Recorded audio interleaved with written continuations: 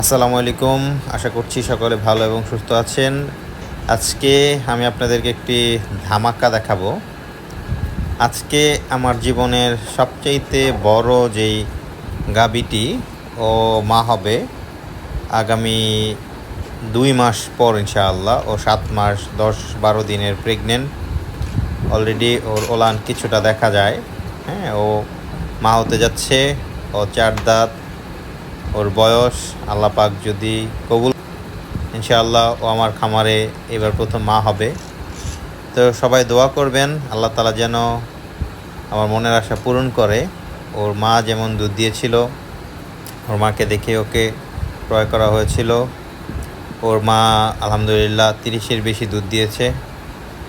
আল্লাহ তাআলা যেন কবুল করে এবং আল্লাহ যেন সুস্থ স্বাভাবিকভাবে ওর বাচ্চাটা আমাদের ফার্মে প্রসব করার তৌফিক দান করে ওকে। সেই দোয়ার দরখাস্ত রইল।